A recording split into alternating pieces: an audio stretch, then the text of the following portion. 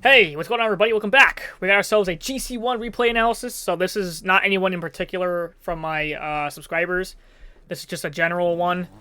I'm making this because one of them actually does need help, and he's struggling in low GC1, high champ 3. So he's not subscribed to my membership, so I can't take his replay himself. But I will do a general gameplay, so it's not specifically him, it's anybody at this point. Anybody can learn from this. I mean, even from when I do subscribers replay analysis, anybody can really benefit if you're the same rank as my viewer, but you get the point. So I'm gonna I'm gonna watch a random GC1 gameplay this time. Why not? I haven't done one of these in a while either. I used to do these too. I used to just look at, you know, random replays and make a general video. Alright, so see what we got. Look, we're gonna look at the losing team, which is the blue team. Good. It's good positioning, but I mean, this is pointless though. I mean, he's a little too far ahead. This is very easy to mess up because the problem is that if you're too far, right, you're kind of like, this is kind of the general line. I mean, this is pretty close. Like, this is really close. Like, you're really close. You need to be, like, maybe, like, back here more, like where the boost pad is. You want to be more diagonally behind. You don't want to be too far parallel. Parallel to it. You don't want to be parallel. Because you run the risk of the ball moving past you and, like, behind you. And it's just not good. Especially when the 50 is kind of like random. So he needs to be over here. This basically covers more options. So if you stay over here, I mean, you can go after it here. But I mean, what's problem is that he's so freaking close like this. See, and he has to turn around. But you don't need to turn around if you're just positioning this way to begin with, right? If you position this way where the ball is going to go, right, you got to read the momentum of the field. So at this moment, the ball is going this way, right? It's going towards this way. And the players are also moving in this general direction. So you have to also match that and go that way too. And obviously the ball is not going to randomly go the other way because there's nobody on this side to hit it that way except for you. But obviously you're not going to hit it that way. So we chill out and we let the ball do its thing, right? Just instead of turning up, like going up and turning around, doing some wasted movement, why don't you just come up here and then go up after it? You know what I mean? It's the same thing, right? At the end of the day, it's the same thing. But you don't want to be doing wasted movement, because as you get higher in the ranks and the game gets faster, this random arbitrary movement is going to make you slower and you won't be able to react to certain plays. It's not good. It works out here because everybody was slow, but trust me, you want to be consistently in the right spot, facing the right way. You know what I mean? At the right time. That's the most efficient way to do it. That's what you want to do. Okay. The boost grab is okay, but again, you don't need to do this, though. To be honest, you can just simply... I'm saying you in general, but... like, just take the boost pads. Like, I would just honestly go with this guy here and just turn around like this. So you can try to jump up and hit it right. So you have a scoring opportunity right there if you're quick enough. But this, it's just nothing's happening. So there is a potential missed opportunity there. There's a missed opportunity possibly.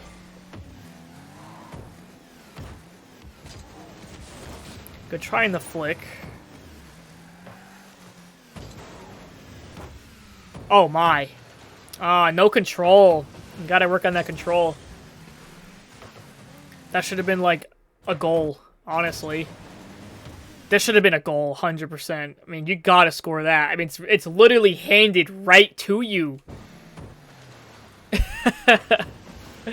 Oh, no. Okay.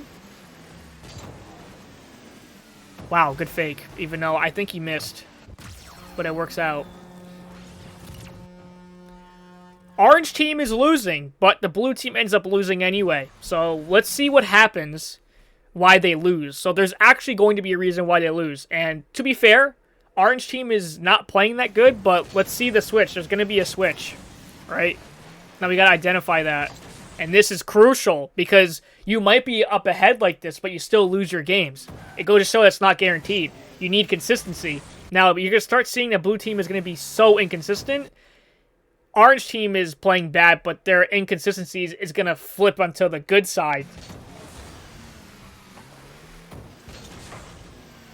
Okay, this isn't bad, right? Although he shouldn't dive like this. Why? Because here's the thing. Look how much possession he has.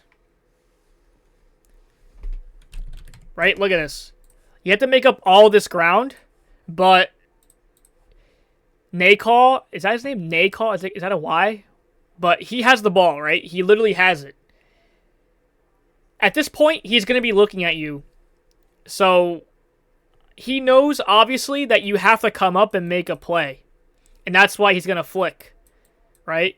So don't jump after this, because if you jump, you won't be able to turn around and get small pads and help your teammate out later, right? Or you can fake it and get a demo on Pain and then rotate back, right?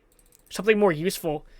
The point of this is to bait Nakal to throw it back towards your teammate. That's the objective. So, let's see. Right? But he jumps. He could literally power slide turn rapidly into Pain, bump him off. Right? And Pain wouldn't be there anymore. Also, Sal could have done a better job hitting this ball to the corner. Or open space by hitting it to the left, right? If he hits it to the left, that'd be open space. But if that's too hard, too uncomfortable, just hit it right into the corner and you can follow through with it because you're closer to it. But he ran the risk of getting scored on. He should have gotten scored on. But again, these guys suck. Now, actually, I did say this is a GC1 gameplay, but I actually found a game where each team has a GC1 and a Champ 3 on it. So this is a mixed game, which I think is better because you know why? Because you're going to have games where you might be Champ 3 and you're going to be versing GC1s. So you might need to see, you're going to have to see how to play against Grand Champ 1s where you're the lower ranked player. So I think this is a pretty average game, actually. Okay, so now we're going to see that the blue team is going to start losing like crazy. Now, what happened here? This is fine, but the approach sucked. The approach was terrible. Not gonna lie. He boosted too much. And he boosted so hard and to the right of the ball. Look, now he's completely under the ball rather than being behind the ball. And he could have shot it in better. That's a big mistake. Mechanically. And if you mess it up, you give an easier chance for the opponents to counter. And look, you're floating, doing nothing. Right? And now your teammate's in the 2v1. Or in this case, a 1v1. Even a 1v1 isn't good. You want to be in the 2v1 with your teammate. Not your teammate is in the 2v1 against the opponents. You want to be the team that's the 2v1. Even on defense. Because, trust me, even defending 1v1 plays are kind of hard. If you don't play enough ones. So, it's just not good. So, he put his teammate in a bad spot. Now, let's look at the guy here. Yeah. He just came down from this play here. Okay, I have to admit, he should be boosting downwards or towards the wall to land and then get boost. But he's taking too long to get down, and he's just floating there. He could have been on the ground ages ago, and he could have been getting boost. He could have already been in the middle of the field. You know? But no, he's just... Yeah, he lets himself get beat. Honestly, do this and just turn right in. I'm not even kidding. Just freaking go for it at that point. because they're gonna want you to do nothing. The closer he gets to the goal, the closer he gets, the easier it is to score, because you're giving yourself less time to react. So you need to just go. I mean, if you're last, just freaking go. That's my mentality. I don't know if it's right or not, but if I'm last man, I just freaking go at this point. If I know my teammate can't help me, maybe I can get the guy off guard by going really quick. You never know. Yes, you could shadow defend, but his shadow defend was, I think, too shallow. It wasn't convincing enough. He should have, like, yeah, look, he turns around over here while he's all the way back there. I mean, this is a poor shadow defend.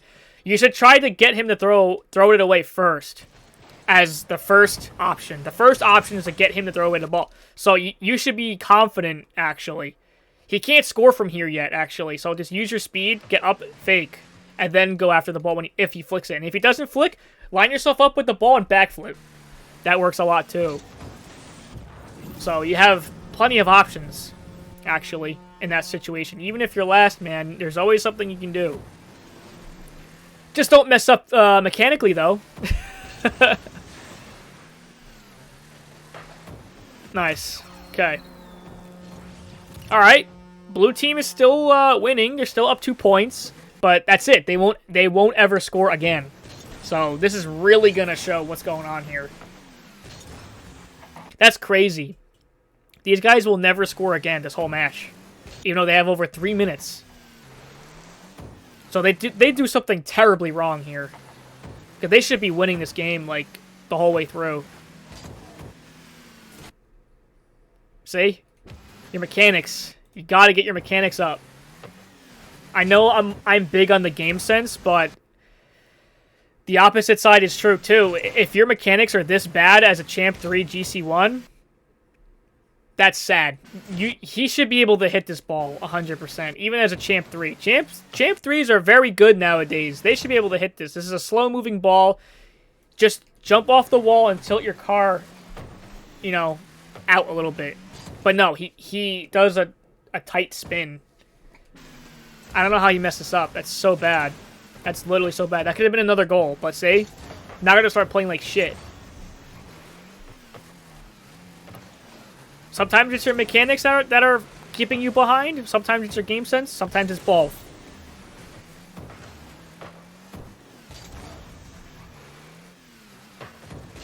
Again, the jumping is pointless. He has possession first way before you even get there. Don't jump after this. They expect you to go because that is how you play Rocket League. Somebody has to get the ball on the opposing team, right? That's how the game's played. It's like chess. The pieces, for the most part, always go forward, right? Especially the pawns. They always go forward. The same thing with Rocket League. Somebody's got to go forward and challenge the ball. So Nakal knows that. Let's watch it. See? He can see... what's his name? Dundero going? See? It's just simple as hell. It's so simple.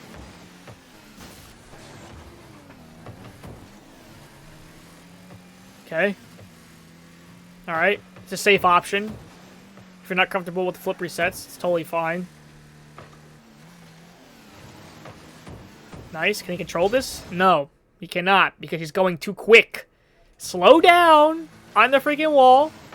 This is a great setup. The ball is moving really slow, so you don't need to be rushing up so freaking fast. Take your time. You see that Nakal has no... we actually don't... no, never, scratch that. You don't know that he has no boost. But the point is, he's going down. He's not going to get this ball anymore. Payne is still on the ground. He's not getting the ball anymore. There's no need to rush. The air is now the unoccupied space. So slow the hell down if you have to. Playing faster physically doesn't always mean it's the best choice. That doesn't make you better. Actually, as a lower-ranked player, playing faster when you're not comfortable is bad. It's actually a lot worse. I would rather have you play at a speed that you're more comfortable with than trying to do something that you're not comfortable with, because then you're just completely throwing. But could this have been a pass? Yes, actually it could have been a pass. Right? Where the hell is that? Here it is. Maybe it's what he was trying to do, but It was a good try, but I would have definitely just taken the ball up myself. Because you know why? Because when you pass it, the guy on the ground can actually do something with it, the defender. But if you're in the air when he's on the ground, he can't do anything. He has to go either jump up and you can just hit it around him. Like you just boost forward with the ball, like air dribble it.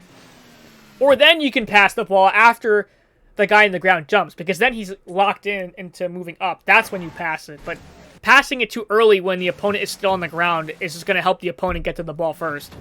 So, that's what I'm saying. He should have just taken the ball in the air anyway.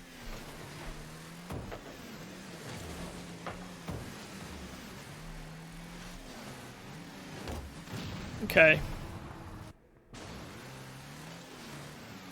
This is dumb. You should have just hit the ball to the side. You're just overcomplicating it. It's not that hard, right? Just keep the ball to the side and keep it where you can get the ball again. That's just a good bump on them, or a demo attempt. Now, what you can do is you see it ahead of time right here. You should be looking at Payne. If you're looking at the ball or a nay call, this is bad. You don't want to do that. You want to look at Payne. He has a chance to bump you, right? How do you know this? Because it's player habits. It's not out of his way to get you in this point of view, right? He knows nay call has possession, so he's going to want to help him out. Jump up onto the ceiling and come back down, and you avoid Payne. That's it. So, you just got to be careful. It's all about reading the field. It's all about reading the field. Reading the flow of the game, reading the field, reading car positioning. Yeah, it's all that. It's not so much games mechanics. It's more game sense, actually. Yes, we've seen that he's failed mechanically, and he could have possibly scored, but that's only like 5% of the game. 95% of the game is how you position off the ball. Because look, more often than not, you don't have the ball, right? You're always in situations like this where you're off the ball, and you need to get smart off the ball so you can predict where the ball's going to go next, so you beat the second man. Oh my god. He's jumping into the goal when the ball is shot really high. Okay. How will you know that this ball is going to be too high? Right? Again, let's read the game. Naykal's got possession. Sal has to challenge, right? Somebody has to challenge. You're playing Rocket League. So, at that point, the ball's going to flick up. That's really the only way Naykal can get around him. And in that case, play the part where the ball will bounce off the wall, off the backboard. So then you come up and get it. That's all you got to do. That's it. Just trust it, right? Sometimes you have to trust the process. If you can't trust the process, then what good is it? You know? So, get comfortable with that. And besides, this is like a rematch thing. I don't want to have to bring up rematch, but this happens a lot. When you're a goalkeeper as rematch, every time they hit it to the backboard, your instinct is to just jump up and try to get it, which just doesn't make sense, right? It's stupid. You should see that the ball is not going to go into the goal. Because the ball isn't like 500 pounds. It doesn't go up and down, right? The ball has really good momentum off of the flick to go up. So it's not going to shoot all the way down. So if he just knew the ball was going to be up like that and waited just a little longer, he'd be able to beat him. Okay.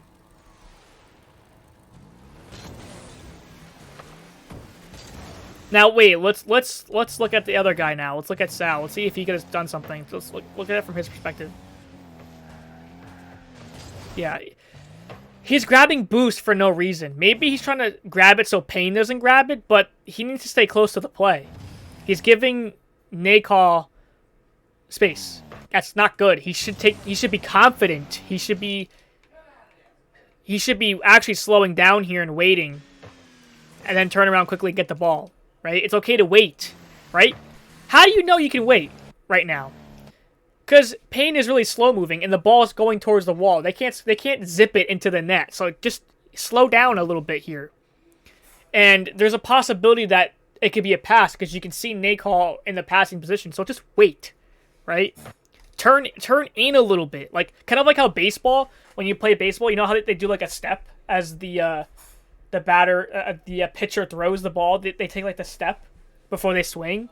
Like they take that step because it keeps them ahead of time, right? They pre-move so their momentum it's smooth into the swing.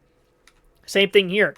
When the ball is going to go into a play, right? And what I call a play is when the ball is going to be interacted with by a player. That's a play. So when a play is about to happen, you turn in a little bit so you can get ahead of it with your momentum. So how does it look? So right here, right? Turn in a little bit and then go up.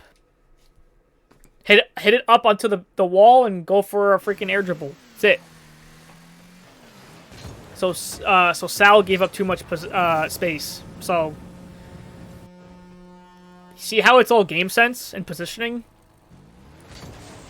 But this has to happen quick, right? Sal has to be confident to cut in like that after Payne throws the ball up and so he can steal it from the second man. But that's just the way it has to be, though. I'm sorry, but you have to be that quick. Especially nowadays, our players are so good. Okay, this is just bad positioning again. He's just spinning in circles doing nothing. Right here. He should know immediately Nakal's going to get it. So he should have already positioned backwards, I would say. Just kind of position back and then go after it. Not to the side. Like this. Like, what is this? He's covering as if the ball is going to go this way. Your car language is telling the opponent that you're facing a different way. You're going to cover towards the wall, but Nakal now has open space behind. Now you have to spin even longer, turn around even longer just to get it. When you could have read the play that he's going to have the ball first and just turn around and position this way, your nose facing this way, right? Like kind of like a shadow defend point of kind of stance. So it's small shit like that that matters. And that's how you stay fast. Okay, I don't think that was really necessary, but okay. If you have space, use it. Again, the flip. But watch this. You see how much faster he rotates back? Look how much quicker this is. It's so much better.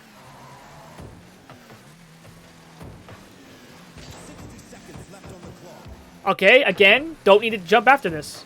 Right? You might hear, but you gotta understand where the opponent is. The opponent is somewhere back left. Right? So you can... Well, actually, no. Maybe you might want to jump for this, but this is where you should use your camera if you don't know where everybody is. If you see that he's all the way over there, right? Well, I guess the ball's not going to go in. It's too far to the right. But, I mean, I guess he could jump, but you have to see what they're doing. If he's showing no interest in jumping, then you don't need to jump yourself either, actually. Because now, look, he's just throwing away the ball. You can't get it. Gotta go for some crazy save.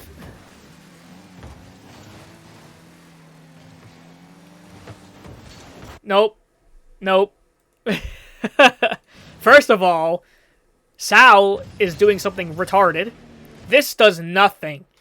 You're getting a flip reset that's pretty low to the ground. You know, it's pretty low. It's like middle height from the ground to the ceiling. So you're low, which means that you can't carry it all the way to the goal. You're just not. And you're a Champ 3/GC1. You're not that mechanical to chain resets constantly with pop resets. Trust me. You're not that good. So this is ridiculous. You only do this when you're trying to beat the last defender or make a double commit off of the goal around here so you can beat players. But you're too far away. You're on your side of the field. They have plenty of time to react to this. Just air dribble the ball towards their side. That is more threatening. Because now you bait your teammate to go in because he wants to correct your mistake. And now everybody's slow. Your teammate's overcommitted. You're going to panic, probably. Okay, good. He didn't panic. Don't go for flip resets. Good. Just keep it slow. He's got to get back. Let's look at teammate here. Again. This freaking positioning is garbage. Lucky the guy sucks, but you can do the same thing if you just get the small pads. Grab this one, grab this one, grab this one. Slow down a bit. And then, like, as he gets down, line yourself up and backflip. You've gotten to the ball a lot faster. Rather than giving him all that space. Because, I mean, you could do this, but you have to trust that you're going to hit this ball. If you're just giving him so much space. You know? If you give him space, you better hit that ball. You better do something. Because if you give him all that space and you miss, you just look dumb. That's why I'm saying it's better to just get the ball early when you're already cooked as last man, right? So, like, you know he can't help you anymore, so you might as well try to get this as early as you can. I mean, you should try to buy your teammate time. So maybe this does work, because if you attack too early, then your teammate's not ready. So, yeah, both options work, but it's how you approach it, though. But I think this is too far back. Like, this is just too far. Like, there's basically no pressure from him at all. Like, look at this. There's just no pressure. He's just lucky that he couldn't get a good flick, because he was starting to lose control over it, actually. But if he had perfect control, that ball went right over his head. Alright, let's see.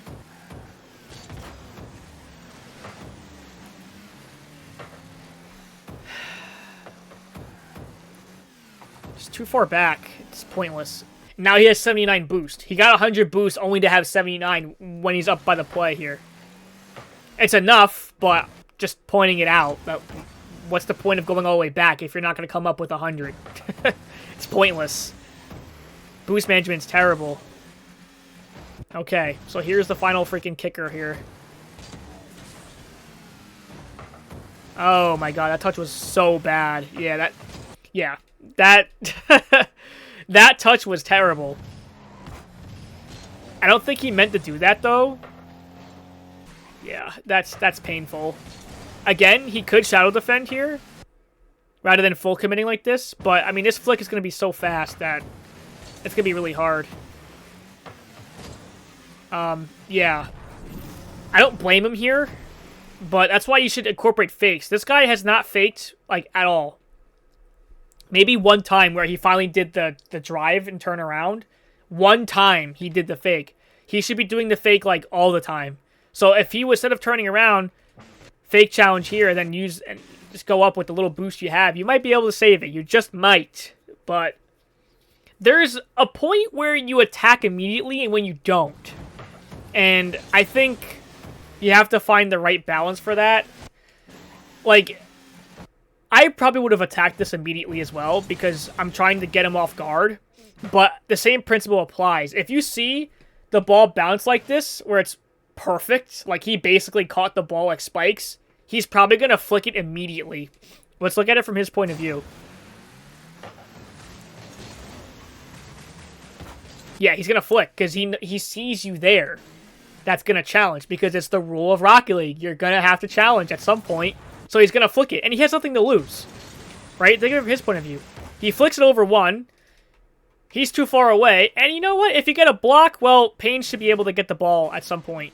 So it's not totally dangerous. And Sal can freaking... That's Sal. He can also go for a demo, too. On the last guy. If it doesn't work out. So it's a perfect play. It's basically a checkmate at this point. So just be mindful of what they look like. Because this is a pretty good pass, honestly. This is actually a pretty good pass. Just Sal freaking boomed it, unfortunately. But yeah, if you see the ball catch, like, it gets caught perfectly like this, then they're probably going to flick it because, you know, they want a clip or something. So, and remember, don't underestimate your opponents. Trust me, they're probably paying attention to what you're doing, so this isn't Plat anymore where they're going to hold on to the ball. No, these guys are going to flick it as soon as you show that you have some kind of intention to go towards them. They don't care. They're just going to flick it immediately. So, yeah, so that's it for this replay analysis. So if you want to get into Grand Champ at this point, Blue team did play pretty well, especially in the beginning. They were up 2 points. You really need to just pay attention to how the game is played. You need to understand what the opponents are doing, how are people positioned, and watching your boost, because I think the blue team really didn't do a good job with their rotation and boost management at all in the last half of the game, and it definitely showed. Like, holy crap. Like, I think seeing them rotate back so many times is just insane, and then they boost up only to have not 100 when they could have gotten more pads back up anyway. It's just insane.